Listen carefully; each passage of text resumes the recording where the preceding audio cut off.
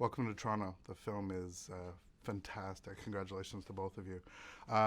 Fury Road was obviously quite the journey. If you could talk a little bit about the years that it took to make this film. Well, yeah, we wrote it the last millennium, 1999. We got it going in 2001 with Mel Gibson. 9/11 happened. The American dollar collapsed against the Australian dollar. We lost our budget effectively. I moved on to Happy Feet. We regrouped years later. Then we finally cast Tom. Tom walked into our lives, and then Nick and Charlize, and we were about to shoot in the outback of Australia, 2010 I think it was, and it rained for the first time in 15 years, and what was a flat red wasteland was now a flower garden, and the big salt lakes in the centre of Australia now had pelicans and frogs in them. So we waited for a year for it to dry out. It didn't. So we picked up from the east coast of Australia, went to the west coast of Africa, Namibia, and it never rains there. So you're shooting in Namibia in the desert, living this post-apocalyptic world. What was that like as a performer? I think the main quote that everyone took away from it was the dust, always the dust.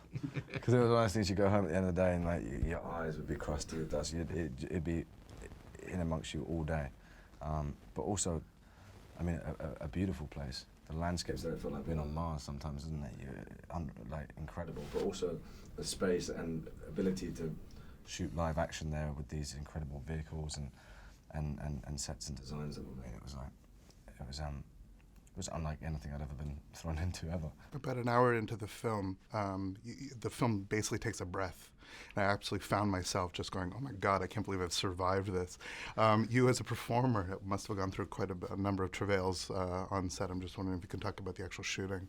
Well, everyone's talking about how tough it was, and in some respects, yeah, it was quite a long shoot, so you have to kind of pace yourself and all those sorts of things. But for me, every day was just exciting to be around these vehicles, to be around people as inspirational as George and the rest of the cast and crew and everyone who's really talented in what they did. I just felt like I was very lucky to be a part of it.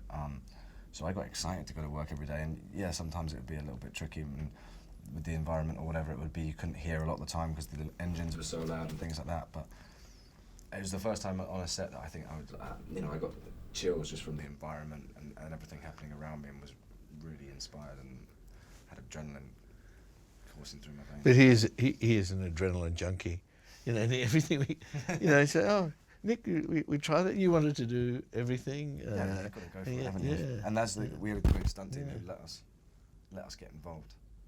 And George likes to shoot all his action live, so. If I may be so humble, I believe this is your masterpiece. I think this is an exceptional work that brings the best of everything that you do. A beautiful storyline, incredibly immaculately paced, but also bringing all the action and character together so that the action is actually telling character moments. I know that your preparation was immaculately done with the storyboards. If you could just talk about how tightly you put this all together, and when you're there in the deserts of Africa, trying to make sure that this story beat was going to match with this one and this one. Well, look, I really appreciate you saying that too. It's a big means a lot.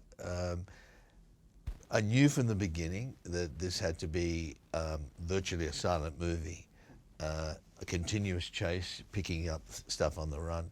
So after we set out the story, Brendan and McCarthy and I, Brendan's a great artist, and we storyboarded the movie around a big room with Mark Sexton, Peter Pound, and it was 3,500 panels. That was the way that you could best convey what we were doing. Of course, we had put bits of dialogue and stuff, and you probably read a screenplay with pictures in it. Yeah. And then, as John Lennon said, life is what happens when you're making other plans. You take those plans. We had a fantastic crew. You go out there and you try to bring them to fruition. Stuff gets in the way, and better stuff happens, as we all know, and suddenly those drawings come to life. With like Nux is suddenly Nick doing all his stuff and the way he looks, and in fact it's so weird to see you with hair and whatever, because I've been staring at you for over a year in the cutting room, and so you feel like not the real one. The real one is up there on the screen. The imposter. The imposter. And so that was, yeah, and then you go out there, and then the biggest thing is to shoot it, but when you're shooting, it's a little bit like not coaching a football game, but actually playing it. You're right in the middle of it. You don't have time to think. The cutting room, you have time, and we shot a massive amount of footage. We were able to put cameras everywhere, digital cameras. We ended up with 480 hours of footage. That's continuously watching something for 3 weeks. It wasn't extra footage. It was just we had cameras that could run for 40 minutes. In the old days, if you're doing high speed, you couldn't do that. And we had cameras everywhere. So, and then we had to bring that down to 2 hours, find the bits and the gems to put it together like notes of music. That's ridiculous. Unfortunately, sorry. You mentioned football. I assume this is Aussie rules football that you're actually that you're in the midst of the melee. Well, I played rugby at one point in school and stuff like that. Any football, whatever. But yeah, you're in the thick of it. You don't have time to think. Everything's more instinctual. And last question, we have to wrap up. I'm wondering if your work in animation is what prepared you to actually move into this. You've obviously gone from live action to animation back to live action. Has that really sort of solidified it, and how it's working with actors is slightly different than working with animation in this?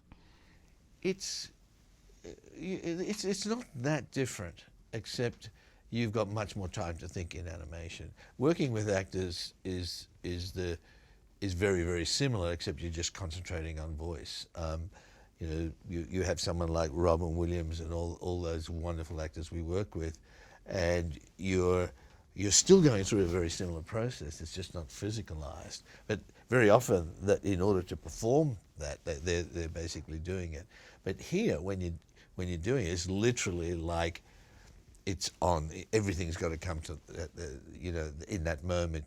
So that you need a kind of an athleticism. I think any kind of performance is an athletic experience. You're basically drawing on all your skills and your drilling and your preparation and whatever, and then the moment of performance, you've got to get very zen and abandoned about it. It's the same process all the way through, but you can be much more careful in animation, And the other thing I learned, without going into a long treatise on it, is that in animation, as Polanski said, there's only one perfect place for the camera in any given moment. And in animation, you can move the camera anywhere with exactly the same performance. You can shift the story significantly by where you put the camera. So when we got onto this film, I got sort of butterflies in my stomach. I thought, you kind of really got to make quick decisions. Is that the right place to do it? But we had a great cameraman and camera crew. Johnny Seal came out of retirement to do this movie. He turned 70 on the movie, and he was up in vehicles and upside down and all that stuff for every day for 130 days, and did a brilliant job. There's a kind of demented pleasure in doing these movies. I was always scared because of safety. You go out every day doing that stuff, and I was really scared of hurting anybody. If something went wrong, it would have gone really badly wrong. But we had just such a great, rigorous crew. I think that and not one broken bone. And he kept his pretty face. We're out of time now. He kept his pretty face. No. Thank you so much. Thank you for your time.